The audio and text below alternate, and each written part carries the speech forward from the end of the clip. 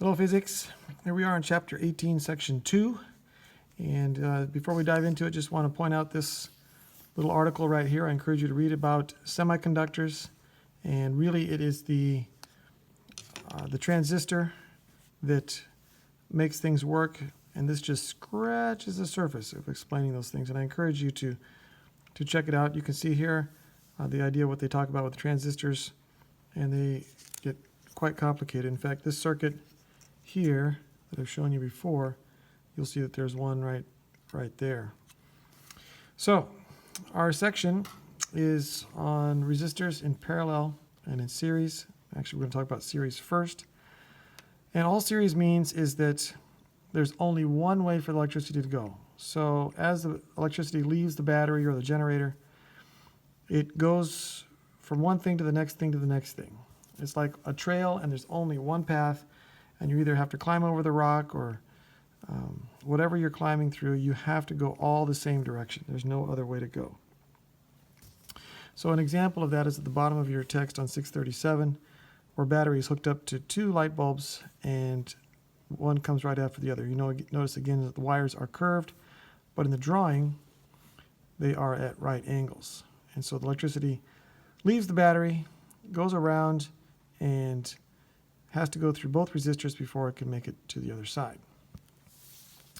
Well, also a reminder that the voltage of the battery, like this is a 9-volt battery, so the potential difference is 9 volts from 9 to 0, and it has to go through these resistors, and the current will, the whole equation that we always use is V equals IR.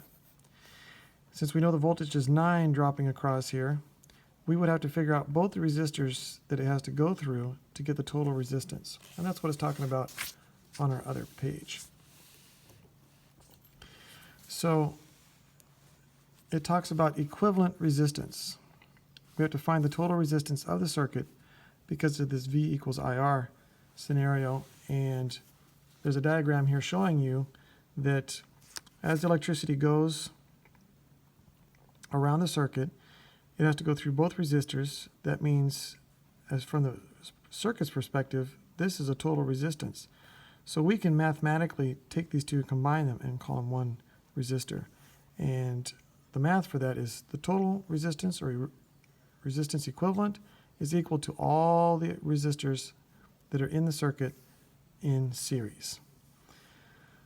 So in this case, the total resistance is always bigger than any one of these things because they all get to add together. All right, so when it comes to doing calculations, it's really pretty straightforward. But let's take a look at our example. A 9-volt battery is connected to 4 light bulbs. As shown on the right, the equivalent resistance for the circuit and the current in the circuit. Find the equivalent resistance for the circuit and the current in the circuit. So we're going to try to find R and I. Use the equivalent resistance to determine the total power dissipated in the resistors. So we've got to find the total power.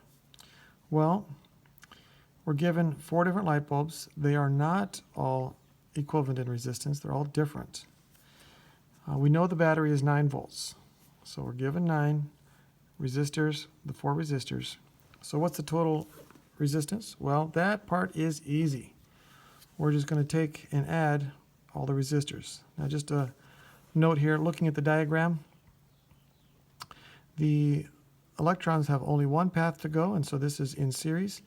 They could have drawn it lots of different ways, but notice that there's always right angles, even though the actual circuit itself has no right angles in it at all. And the resistors could have been drawn here, drawn up there. The diagram could be drawn this way or whatever. So there's lots of right ways to draw the circuit. But we just simply take all those resistances and we add them up together. So we're going to say this one plus this one all the way across. The total resistance is 18. So now we know the voltage is 9 and the total resistance is 18. Using this equation V equals IR, we algebraically divide by R. So you get I equals V divided by R, and we can figure out how much current is going through this circuit. Now I'm going to flip back and point out that if we know how much current is going through the whole circuit, we also know how much current is going through each individual resistor. Why? Because any electron that goes through here has to also go through here and here and here. Each time, I like to call these, in analogy of water, these are all little waterfalls. So you fall down this waterfall, then that waterfall, then that one, and that one. Finally, you're at the bottom, and you flow into the bottom of the battery. So the current, if we know it in the circuit at all, we know it in all of them because it has to go through them all. So now that we know the current, now we can do the last part where it says find the power. Well, power, as you go back to page 608, you'll see that there are several different equations, and the book chose to use power equals V squared over resistance, which you can do this way. 9 squared over 18 turns out to be 4.5. There's also another equation we could have chosen, power equals I, which we got right here, and we know the voltage is 9. So we could have done this problem without having to find the resistance in this case. Actually, no, we'd have to find the resistance to get the current, but we don't have to use it here. We could use just current and voltage, multiply them together, and we get the same answer, 4.5 watts. All right, so there is the problems. Here are the answers. And just a note here on number 4, it talks about 4 speakers, so you have to remember that the resistance is 4 times that resistance there.